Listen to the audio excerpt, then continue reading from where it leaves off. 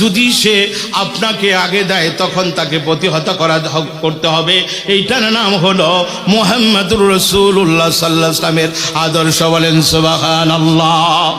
আমার ভাইয়েরা, এই জন্য বলতেছি, কে চুরি করলো, কে ঘুষ খেলো, কেউ ডাকাতি করলো, এইটা বলার অধিকার আপনার আমার নাই।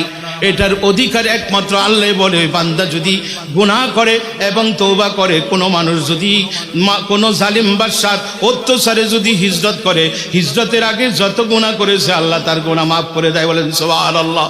আমার ভাইয়েরা, যদি কোনো অমুসলিম মুসলমান হওয়ার পূর্বে যত গুনাহ করে, এই গুনাহ করার পর যদি সেই লোকটা বলে লা ইলাহা ইল্লাল্লাহু মুহাম্মাদুর রাসূলুল্লাহ, তখন তার জীবনের গুনাহগুলি আল্লাহ মাফ করে দেয়। বলেন সুবহানাল্লাহ।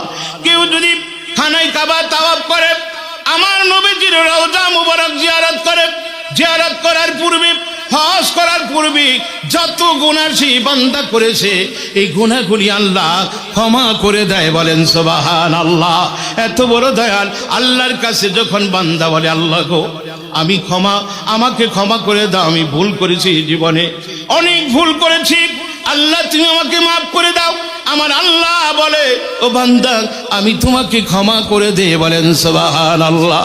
গভীর রজনীর মধ্যে যখন কিনা আপনি ফজরের নামাজ পড়েন, ফজরের নামাজ পড়ে কান্দেন, এবং জোহরের নামাজ পড়ে কান্দেন, আসরের নামাজ পড়ে কান্দেন, মাগরিবের নামাজ পড়ে কান্দেন, এশার নামাজ পড়ে কান্দেন, আল্লাহ গো, জীবনে ভুল করেছি, তুমি আমারে ক্ষমা করে দাও। মাবুদ, এমন কোনো গুনাহ নাই আমি করি নাই, এমন কোনো পাপ নাই আমি করি না, আমাকে ক্ষমা করে দাও।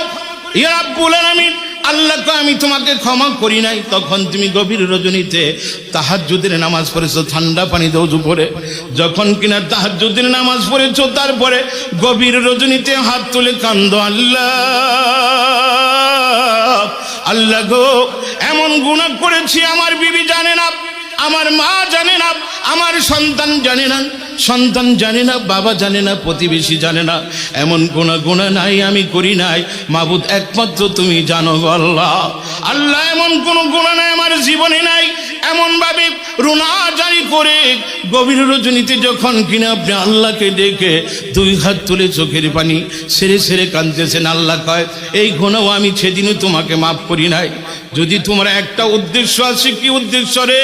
আমার নবীর রওজায় যাইয়া সালাম দিয়ে ডাকতে কয়, নবী গো, ও দয়াল নবী, জীবনে বহুত গুনাহ করেছি, আপনাকে সালাম দিলাম, আপনার ওসিলায়, আপনার তওফায়